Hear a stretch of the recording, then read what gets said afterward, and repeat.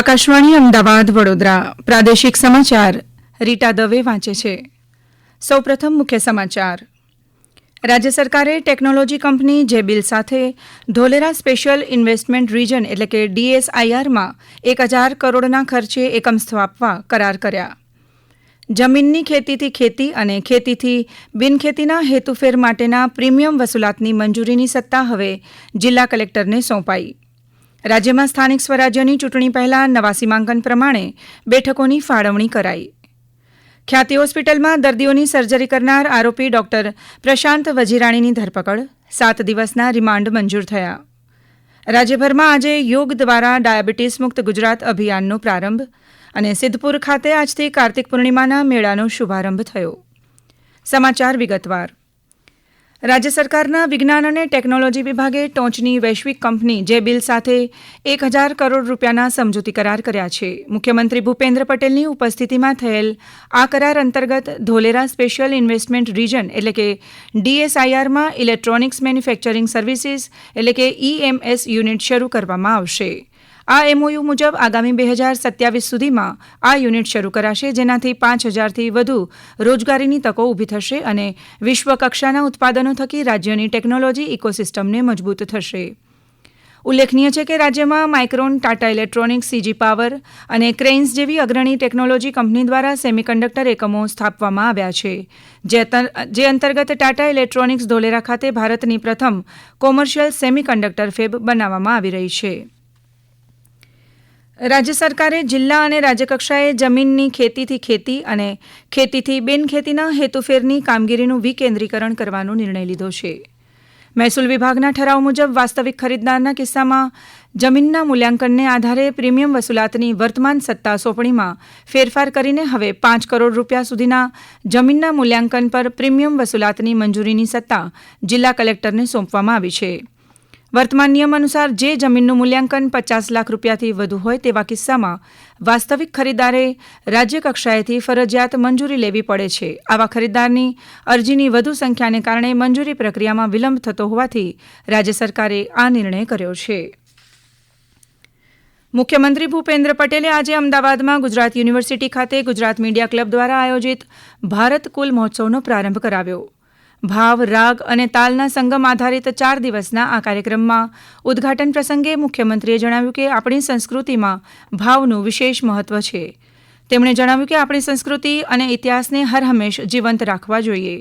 આ પ્રકારના કાર્યક્રમો યુવા પેઢીને આપણી સંસ્કૃતિ, કલા અને ઇતિહાસ સાથે જોડશે તેવો વિશ્વાસ પણ મુખ્યમંત્રીએ વ્યક્ત કર્યો હતો. મુખ્યમંત્રીશ્રીએ માધ્યમોની કામગીરીની પ્રશંસા કરતા જણાવ્યું કે મીડિયાનો ભાવ સમાજ માટે સારું કરવાનો હોય છે, તે માટે માધ્યમોની સાચી ટીકાઓને વિશાળ લોકહિતને ધ્યાનમાં લઈ કાર્ય કરવું જોઈએ, કારણ કે સરકાર અને માધ્યમો બંનેનો હેતુ આખરે લોકકલ્યાણનો જ છે.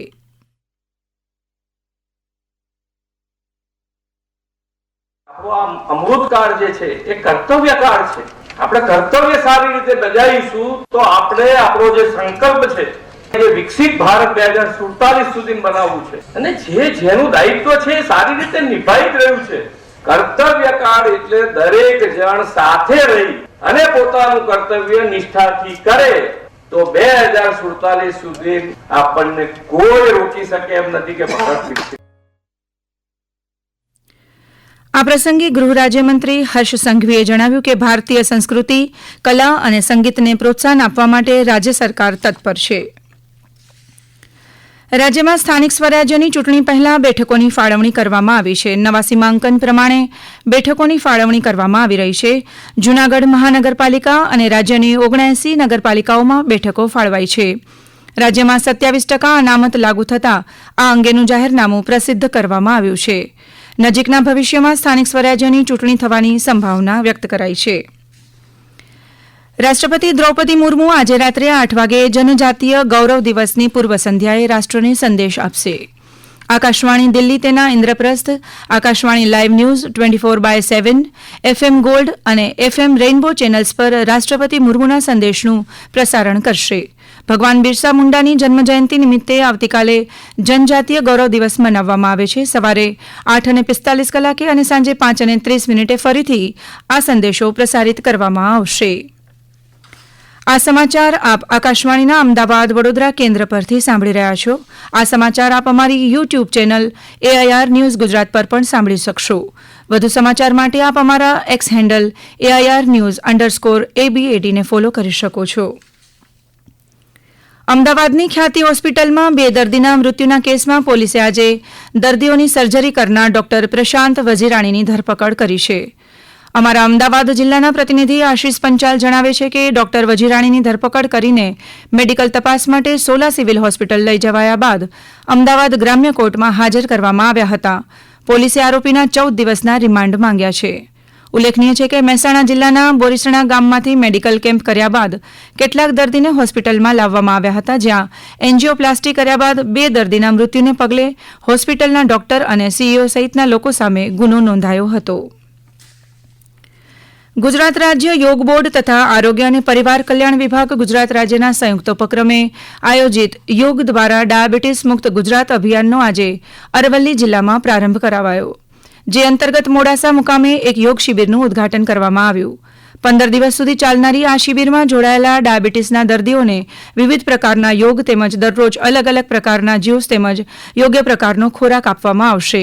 બીજી તરફ વલસાડના તિથલ ખાતે પણ યોગ શિબિરનો શુભારંભ થયો, જેમાં જિલ્લા આયુર્વેદિક હોસ્પિટલ દ્વારા શિબિરાર્થીઓને 10 જડીબુટ્ટીઓનો કાઢો પીવડાવી તે વિશે જાણકારી અપાઈ હતી.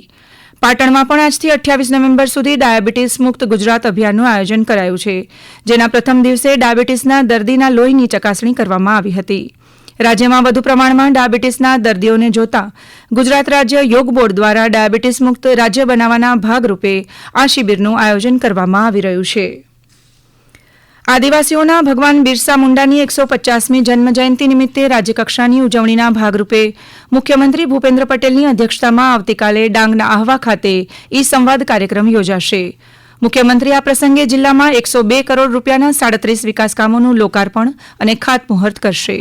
પોલીસ પરેડ ગ્રાઉન્ડ ખાતે સવારે યોજાનારા આ કાર્યક્રમમાં આદિજાતિ વિકાસ મંત્રી ડોક્ટર કુબેર ડિંડોર સહિતના અગ્રણીઓ ઉપસ્થિત રહેશે. આ કાર્યક્રમ અગાઉ મુખ્યમંત્રી આદિજાતિ સમાજના આસ્થા કેન્દ્ર એવા શબરીધામ ખાતે મા શબરી, પ્રભુ શ્રીરામ તથા શ્રી લક્ષ્મણજીના દર્શન કરીને પૂજા અર્ચના કરશે. આ અંગે ડાંગ જિલ્લાના વિકાસ અધિકારી રાજ સુથાર આ રીતે વધુ માહિતી આપી રહ્યા છે. ગુજરાતનો રાજ્ય કક્ષાનો કાર્યક્રમ આહવા પોલીસ પરેડ ગ્રાઉન્ડ ખાતે યોજવામાં આવવાનો છે. આમાં માનનીય મુખ્યમંત્રી શ્રી હાજર રહેશે. આ પ્રોગ્રામમાં ડાંગ જિલ્લામાં 100 કરોડથી વધારે કામોનું લોકાર્પણ તથા ખાતમુહૂર્ત કરવાનું છે CM સાહેબ દ્વારા, તથા માનનીય વડાપ્રધાન શ્રી દ્વારા જમ્મુ બિહારથી આપણે EMRS જામલા સુબીર તાલુકામાં એનું પણ ખાતમુહૂર્ત કરવામાં આવવાનું છે. આ ઉપરાંત જિલ્લા કક્ષાએ પણ જનજાતીય ગૌરવ દિવસની ઉજવણી કરવામાં આવશે. સુરેન્દ્રનગર જિલ્લામાં જળ સંપત્તિ અને પાણી પુરવઠા મંત્રી કુંવરજી બાવળિયા લીંબડી તાલુકાની રાણાગઢ માધ્યમિક શાળા ખાતે અને તાપી જિલ્લાના વ્યારા ખાતે આદિજાતિ વિકાસ મંત્રી કુબેર ડિંડોર ઉપસ્થિત રહેશે. પાટણ જિલ્લાના સિદ્ધપુર ખાતે આજથી કાર્તિક પૂર્ણિમાના મેળાનો શુભારંભ થયો છે. સરસ્વતી નદીના પટમાં ભરાતા આ 7 દિવસના લોકમેળાને સિદ્ધપુરના ધારાસભ્ય અને રાજ્યના કેબિનેટ મંત્રી બલવંતસિંહ રાજપૂતે વિધિવત ખુલ્લો મૂક્યો. વર્ષોની પરંપરા મુજબ કાર્તક મહિનામાં પૂનમ નિમિત્તે સિદ્ધપુરમાં ભવ્ય લોકમેળો ભરાય છે. આ મેળામાં મોટા પ્રમાણમાં શેરડોનું વેચાણ થતું હોય છે અને શેરડિયા મેળા તરીકે પણ ઓળખવામાં આવે છે. કાત્યોકના મેળા તરીકે જાણીતા ઉત્સવમાં લાખોની સંખ્યામાં લોકો મેળો માણવા અને ધાર્મિક વિધિ કરવા આવતા હોય છે. આ અંગે અમારા પાટણ જિલ્લાના પ્રતિનિધિ રમેશ સોલંકીએ વધુ માહિતી આપી. સિદ્ધપુરના આ મેળામાં દર વર્ષની પરંપરા મુજબ હજારોની સંખ્યામાં લોકો પોતાના સ્વજનોની તર્પણ વિધિ કરવા માટે આવી રહ્યા છે. સરસ્વતી નદીના કિનારે તર્પણ વિધિનું ખૂબ મોટું મહત્વ રહ્યું છે. બિંદુ સરોવરનું પણ બહુ જ મોટું મહત્વ રહ્યું છે. અહીં કાર્તિકી સ્વામીનું એવું મંદિર આવેલ છે જ્યાં વર્ષમાં એક જ વખત કાર્તક પૂનમના દિવસે તેના દ્વાર ખોલવામાં આવે છે અને દર્શન માટે લોકોની ભારે ભીડ જોવા મળે છે. અંતમાં જોઈએ મુખ્ય સમાચાર ફરીથી. રાજ્ય સરકારે ટેકનોલોજી કંપની જેબિલ સાથે ધોલેરા સ્પેશિયલ ઇન્વેસ્ટમેન્ટ રિજન DSIRમાં 1000 કરોડના ખર્ચે એકમ સ્થાપવા કરાર કર્યા. જમીનની ખેતીથી ખેતી અને ખેતીથી બિનખેતીના હેતુફેર માટેના પ્રીમિયમ વસૂલાતની મંજૂરીની સત્તા જિલ્લા કલેક્ટરને સોંપાઈ. રાજ્યમાં સ્થાનિક સ્વરાજ્યની ચૂંટણી પહેલા નવા સીમાંકન પ્રમાણે બેઠકોની ફાળવણી કરાઈ. ખ્યાતિ હોસ્પિટલમાં દર્દીઓની સર્જરી કરનાર આરોપી ડોક્ટર પ્રશાંત વજીરાણીની ધરપકડ. રાજ્યભરમાં આજે યોગ દ્વારા ડાયાબિટીસ મુક્ત ગુજરાત અભિયાનનો પ્રારંભ અને સિદ્ધપુર ખાતે આજથી કાર્તિક પૂર્ણિમાના મેળાનો શુભારંભ થયો. આ સાથે જ આકાશવાણીના અમદાવાદ વડોદરા કેન્દ્ર પરથી પ્રાદેશિક સમાચાર પૂરા થયા.